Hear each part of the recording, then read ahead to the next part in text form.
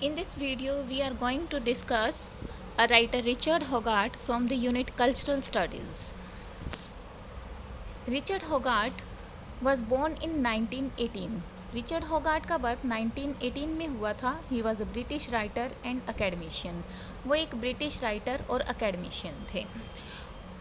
Richard होगार्ट ने अपनी life के अंतिम समय में डिमेंशिया से सफ़र किया. डिमेंशिया एक याददाश्त से रिलेटेड, मेमोरी से रिलेटेड डिसीज़ का नाम है. अगर रिचर्ड होगार्ट के करियर की बात की जाए तो वो सोशियोलॉजी, इंग्लिश लिटरेचर और कल्चरल स्टडीज़ से एसोसिएट रहे और वो ब्रिटिश पॉपुलर कल्चर के लिए विशेष तौर पर जाने जाते हैं. उन्होंने ब्रिटिश पॉपुलर कल्चर को एम्फेसाइज किया. Governor of the Royal Shakespeare Company during 1962 to 1988. 1962 से 88 के टाइम पीरियड के दौरान वो रॉयल शेक्सपियर कंपनी के गवर्नर रहे. ये जो रॉयल शेक्सपियर कंपनी है ये शेक्सपियरियन प्लेस को प्रमोट करती है. इसके अलावा उन्होंने 1946 से 1959 तक यूनिवर्सिटी ऑफ हल में एक स्टाफ ट्यूटर के तौर पर वर्क किया एंड 1959 टू 1962 तक उन्होंने यूनिवर्सिटी ऑफ लेसिस्टर में एक senior lecturer in English department के तौर पर वर्क किया. अब हम बात करते हैं उनके पब्लिकेशंस की. उनके फर्स्ट पब्लिकेशन की अगर बात की जाए तो a study of W.H. Auden's poetry, जो कि 1951 में पब्लिश हुआ था, एक बहुत ही फेमस वर्क है उनका. इसके बाद 1957 में इन्होंने अपनी famous the major work the use of literacy को पब्लिश करवाया. द यूज़ ऑफ लिटरेसी नाम की इनकी जो बुक है ये हमें इसका कंप्लीट टाइटल है aspects of the use of literacy, aspect of working class life. क्या टाइटल है इसका complete? The use of literacy, aspect of working class life. ये उसके प्रमुख वर्क्स में से एक हैं. इसे हम कुछ ऑटोबायोग्राफिकल भी मान सकते हैं, यानी कि पार्टली ऑटोबायोग्राफिकल वर्क है ये. और इस वर्क में राइटर यानी कि रिचर्ड होगार्ट पॉपुलर कल्चर, जो real working class popular culture है. पॉपुलर कल्चर क्या है ये हम फर्स्ट लेक्चर में, सेकंड लेक्चर में डिस्कस कर चुके हैं.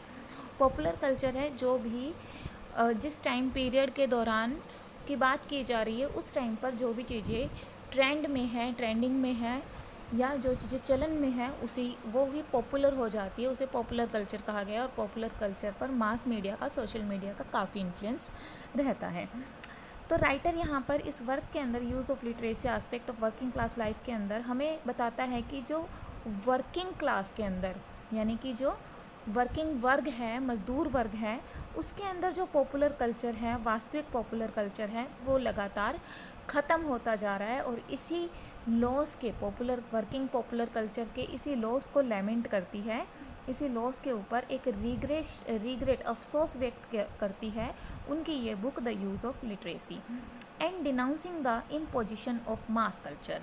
और जैसा कि पॉपुलर कल्चर तो एक तरह से ख़त्म होती जा रही है और वो हमें बताता है कि जो एडवर्टीज़मेंट्स हैं या फिर जो मीडिया है या जो संस्कृति का अमेरिकनाइजेशन हुआ है उसके अंदर जो मास कल्चर है उसको थोपा गया है. पॉपुलर कल्चर के ख़त्म होने पर एडवर्टाइजमेंट्स की हेल्प से या मीडिया की हेल्प से जो मास कल्चर है उसमें उसको इम्पोज किया गया है. इसको भी उन्होंने गलत ठहराया है.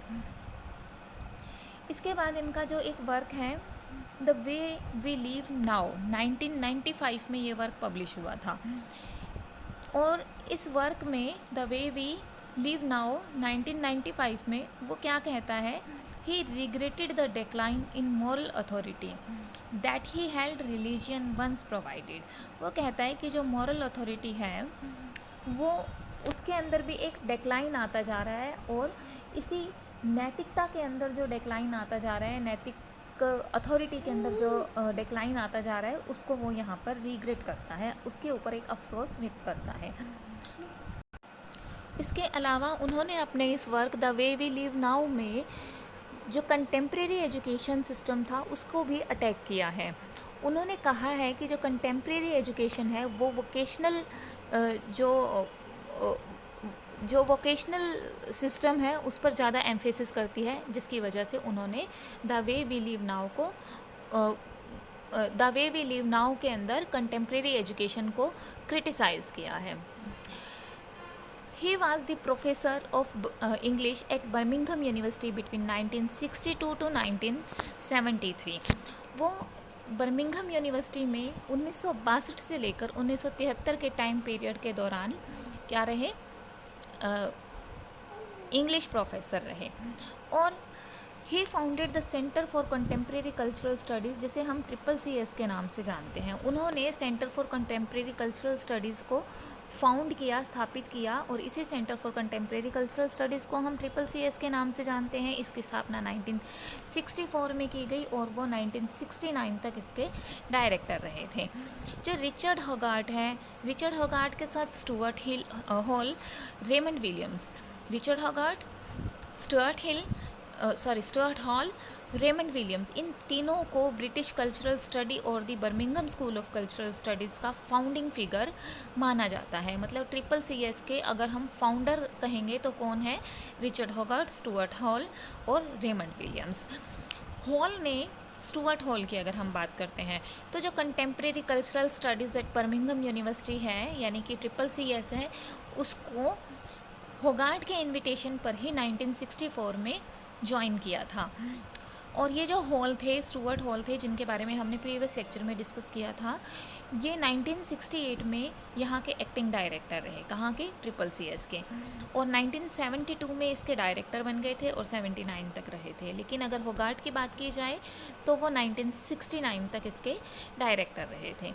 हॉगार्ट was assistant director general of UNESCO also. ये यूनेस्को के भी असिस्टेंट जनरल रहे थे। Warden of Goldsmith university of London, और गोल्डस्मिथ यूनिवर्सिटी ऑफ लंदन के वार्डन ये रहे थे। ये जो गोल्डस्मिथ यूनिवर्सिटी ऑफ लंदन है, इसकी अगर बात की जाए तो यहाँ पर इस गोल्डस्मिथ बिल्डिंग की जो मेन बिल्डिंग है उसको अब रिचर्ड हॉगार्ट बिल्डिंग के नाम से जाना जाता है, ताकि कि रिचर्ड हॉगार्ट को एक ट्रिब्यूट दी जा सके। D.H. लॉरेंस का एक नॉवल है जिसका नाम था लेडी चैटरलीज लवर। जो लेडी चैटरलीज लवर था उसे काफ़ी ऑब्स्कैन माना गया, और उसी की ऑब्स्कैनिटी की वजह से जो पब्लिशर था उस पर लेडी चैटरलीज लवर जैसी बुक्स को पब्लिश करने के लिए एक ट्रायल चलाया गया, जिसका नाम था लेडी चैटरली ट्रायल। ये 1960 में हुआ, तो रिचर्ड हॉगार्ट इसके एक्सपर्ट विटनेस थे। In the Chatterley Affair, a 2006 dramatization of 1960 trial made for the digital television channel BBC4, he has played by actor David Tennant। और चैटरली अफेयर को 2006 ड्रामेटाइजेशन में के रूप में दिखाया गया, जिसके अंदर की रिचर्ड हॉगार्ट की भूमिका डेविड टेनेंट के द्वारा प्ले की गई थी। उनके कुछ और वर्क्स हैं जो काफ़ी इम्पोर्टेंस रखते हैं। वो है बिटवीन द टू वर्ल्ड्स, जो कि 1978 से 1999 के बीच में लिखा गया था। Between the two worlds, politics, anti politics and unpolitical, ये एक और वर्क है जिसका नाम सेम वर्ड से स्टार्ट होता है, बिटवीन टू वर्ल्ड्स। इसके बाद everyday language and everyday life, mass media in a mass society, myth and reality, promises to keep thought in all days and imagined life and times. तो ये सभी कुछ important works थे जिनके names को हमने यहाँ पर रीड आउट किया।